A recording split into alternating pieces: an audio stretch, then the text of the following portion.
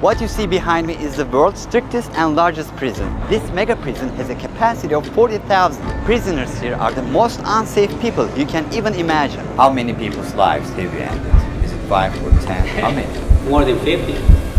MS-13 and many other gangs. These are animals. These aren't people.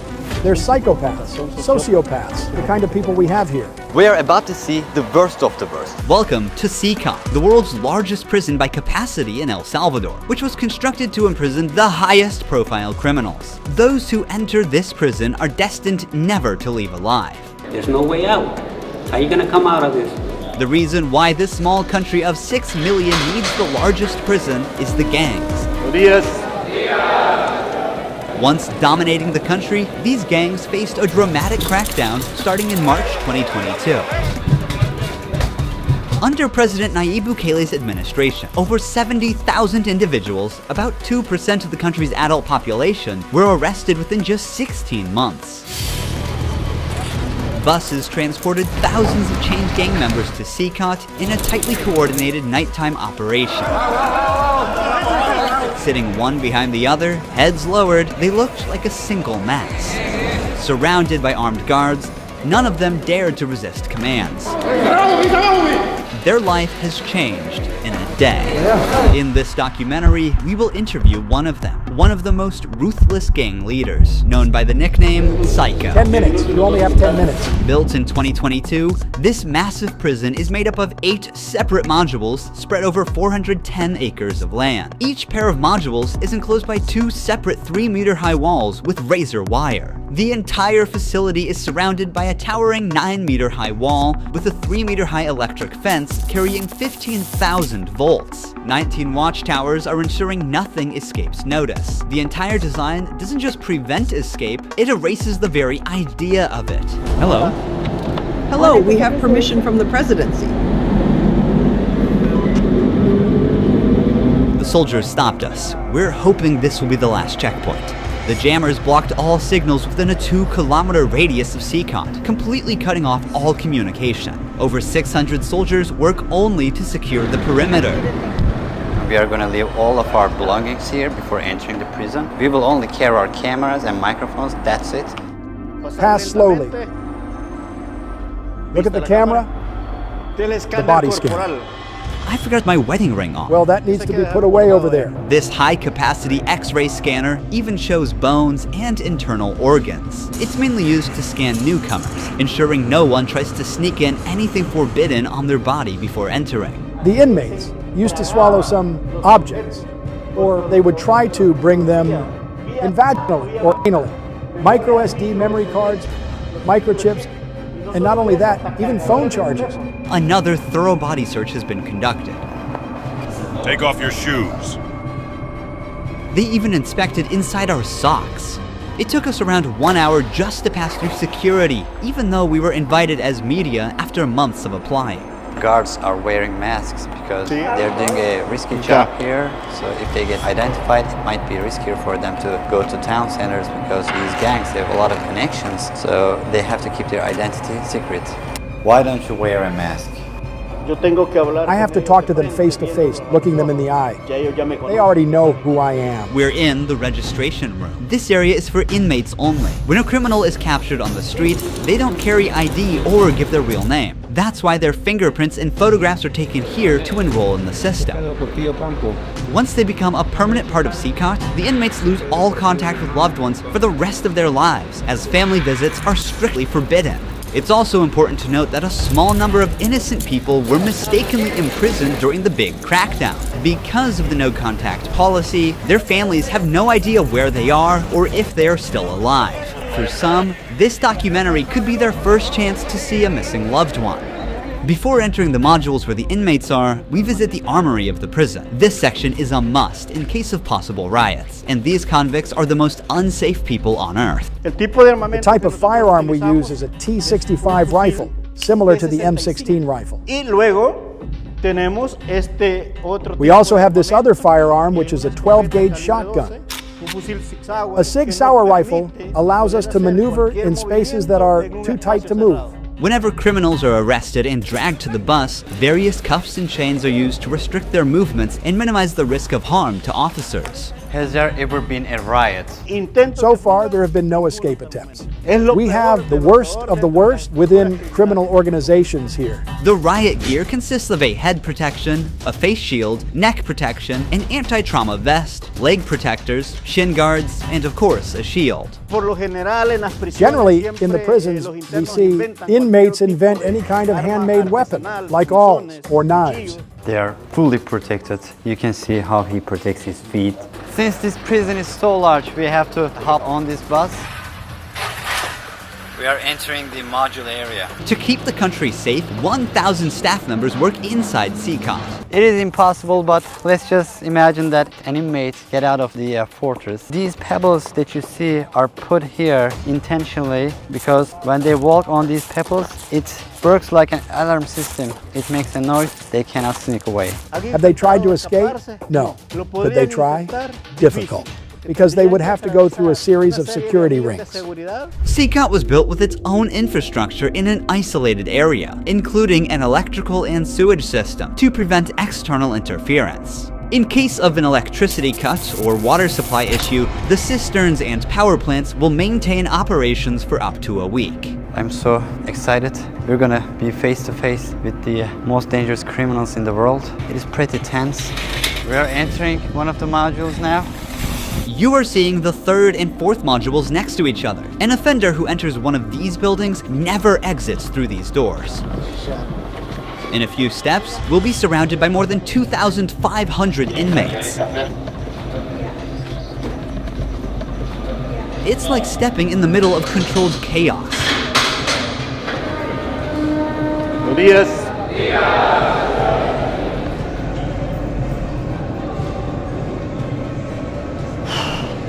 This is so intense. Their eyes are all on me, following my every step. Getting an eye contact with them. There are so many of them. I'm speechless. I can't help but feel unease. All of them wear white shirts, shorts, and slippers. They don't have any other belongings. Most are barely out of their early 20s and convicted of serious offenses. Even the most infamous criminals in history have an average of 20 to 30 proven victims. But here, some of the inmates are responsible for hundreds of innocent people's lives. Can I ask the inmates something? No. If you have any questions, I can answer them for you. If they try to communicate with me now, what are you gonna do? I'm not going to allow them. They know from them that subsequently there may be a penalty for not abiding by an instruction. I'm curious to know which of these group leaders I'll be interviewing. It is forbidden for us to pass this yellow line because these are one of the most dangerous human beings on earth. Without the bars between us, everyone knows exactly what could happen. There are 32 cells in every one of the 8 modules making up the mega prison. Each cell holds around 80 inmates, but the number can go as high as 150. Despite not being at full capacity, the inmates only have 0.5 square meters of personal space each. Prisoners do not have any ventilation rights or courtyards to walk outside their cell. Each inmate here have been given one of the longest sentences you can even imagine in your life. The only thing that doesn't change that all these inmates will never get outside. They will never see sunlight. The only people are authorized to get inside and outside are the personnel and sometimes media like us. They will never ever leave this building. If you see their look, you can see the emptiness in their soul. They don't have any hope towards future. They look very robotic. Their life is so monotone. This open corner is their toilet area. They have like 2 toilets for 80 inmates. It's literally humiliating these inmates. Like their whole confidence is disciplined here. The same place where they use the toilet is also where they take showers. To clean themselves, they use plastic dippers in a single shared basin. There's no running water in the cells, so the prisoners have to rely on one blue barrel for drinking water. Where they sleep is these metal bunks. No pillow, no mattress. Each prisoner receives just the bare essentials: a white sheet, a uniform, socks, slippers, and a towel. That's it. The prisoners spend their entire days on their 4-level bunk beds. They have stacked tightly, like items stored in a warehouse. As part of hygiene and order, inmates are shaved every 2 weeks by personnel. Long hair or beards aren't just unhygienic, they can also hide sharp objects. Let's take a look. Take off your shirt and line up here. Now they are taking their shirts off. These inmates were once part of the MS-13 and Barrio 18 gangs, which controlled the neighborhoods of El Salvador. These two rival gangs spent years extorting money from locals and causing great suffering to Salvadorans. There is Barrio 18, MS-13 gangs all together in one cell. That's right, just like that. The entire module is the same. They all live like this. Outside, entering each other's neighborhood could mean being torn apart. Yet here, they are side by side until their last breath. How do they live without attacking one another? They have to learn how to live together. Here, they are in a prison. They are not on the street. Most of the inmates have tattoos covering their entire bodies, even including their faces, showing their loyalty structure. For MS-13, tattoos often include initial letters or the number 13. Members of the other gang use symbols like 18 or 666, which add up to 18 and symbolize the devil, or they use Roman numerals. Having gang tattoos on one's face is a clear sign that they are one of the most ruthless and high-ranking members of the organization. Crossing paths with such a person on the street is the same as staring death in the face. A spiderweb tattoo represents being caught in the web of justice and serving a long prison sentence. The devil horns tattoo is a dark symbol that represents these individuals' worship of the devil. Some even claim that they carried out their actions under the devil's command. A teardrop tattoo signifies that the person has ended someone's life. The number of teardrops indicates how many lives they've taken. If there are 3 teardrops, it suggests that the tattoo's owner has taken so many lives that they've lost count. With the phrase "laugh now, cry later," these masks or clown tattoos send a clear message. Stay strong in the face of hardship now and deal with the consequences later. Are all these people truly bad? They're on another level, high-profile criminals who will never change their mentality. If you look at the upside, there's a catwalk area. Guards consistently watch over the inmates from this elevated spot above the cells. If anything suspicious occurs, they will intervene while an extensive network of cameras observes every corner 24/7, ensuring nothing goes unnoticed. The modules are kept lit all day and night for monitoring. When the sun goes down, the lights stay on all the time. They are constantly being observed. I think this is one of the hardest things. When they try to sleep, they use their towels and cover their eyes to block the light. Preacher here is teaching some of the important lessons from the Bible to the inmates. They're doing physical exercise over here. There's a trainer there. This is the only time these inmates get out of their cells. These activities take place for a total of 1 hour per week, under the watch of armed guards. For the rest of the time, they are locked inside. They used to control the streets. Now, they can't even take a step with their free will. It's a rotating schedule. There's not enough space, so they can't all go out on the same day. Has there ever been a chaotic incident when these inmates were outside of their cells? So far, nothing. Whenever we focus the camera on a cell, we often catch a prisoner silently mouthing words. Even behind bars, gang members attempt to send orders to the outside. This prisoner was doing just that, but we censored him to block the message. Despite the crackdown, these groups still hold significant power outside. Rumors suggest they have plans for taking revenge by targeting innocent people. But in response, the authorities threaten to impose even harsher measures on imprisoned members. If they do that, there won't even be one meal in prison. Uno. I swear to God they won't eat a grain of rice. Let's see how long their homeboys last inside. Here they get 3 meal times: breakfast, lunch, and dinner. Breakfast is usually beans and rice. For lunch, they get white rice and pasta. And dinner's pretty much the same. The only thing that changes is the drink. There's no nutritious food like chicken or meat. This is the lunch. It's rice, pasta, and 2 tortillas. Does the menu vary from day to day? No. Is it the same every day? It's always the same. It's for freshmen. Okay.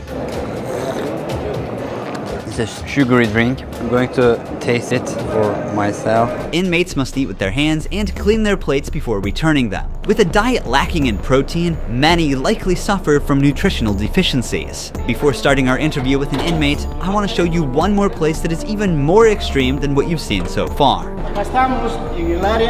Here we are in the isolation cell area. If inmates break a rule, they can be sent to these isolation cells according to the legislation. The law gives me the right to keep the prisoners in isolation for up to 15 days. These cells have sealed doors. Through this grid, I can see them and identify who's inside. We serve food here, and we also use this space to put handcuffs on them before opening the door to move them from here to their cell. Welcome to the isolation cell. If an inmate misbehaves, this is where he ends up. He won't know the time or how much longer he'll be kept inside. For days or even weeks, he sleeps on this concrete bed without ever leaving. They are cut off from the outside world, left alone with nothing but their thoughts. This is where they supply their water. There's a water basin here. They take their water here, and this is where they pee. The basin for drinking water and the toilets are located side by side. The toilet looks recently used and dirty, suggesting that this cell has recently been used. The only light they have is this little hole that barely lets the sunshine in. This openness is also the sole source of fresh air. What is the most challenging thing about isolation room according to you? Inside, you don't even see your hands. So when someone is isolated, it is necessary for them to have something, a book, anything, to keep their mind clear. But here, they don't have access to any of that. No matter how tough a criminal is, this kind of isolation breaks them. This is necessary for the type of offenders that we have here. People who once played God by deciding who would live and who wouldn't live deserve the worst punishment. We don't show them mercy. They can ask for forgiveness, and may God forgive them. But here, justice must be served for so many victims, and it's the least they deserve. Now we're going to interview the inmate known as Psycho. He has a 34-year criminal history and has spent the last 25 years as a high-ranking member of an organization. 10 minutes. You only have 10 minutes. 12 guards are barely enough to ensure the safety around this inmate. Remove the mask.